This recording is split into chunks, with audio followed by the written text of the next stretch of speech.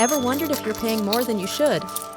What if I told you there's a way to save hundreds of dollars without any effort? Stick with me till the end. Tip number 4 will change the way you shop forever. Before you hit buy now, make sure you're getting the best deal. Don't settle for the first price you see. Use these practical tips to score the best deals online. Use price comparison tools like Google Shopping, Shopzilla, or PriceRunner. These platforms scan the internet to show you the best prices in your region. Here's a little-known trick.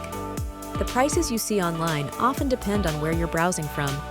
By using a VPN to change your location, you can unlock lower prices in other countries as long as it's allowed in your country. This works especially well for flights, subscriptions, and even software. Have you ever bought something only to find out later that there was a discount code you missed? Don't let that happen again. Before buying, search store name plus discount code on Google. You can also use apps like Honey or Retailmonot to automatically find the best deals. Not in a rush to buy? Great!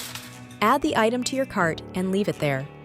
Many stores will send you a special discount within a day or two to encourage you to complete your purchase. Just make sure you've provided your email or phone number to receive these offers.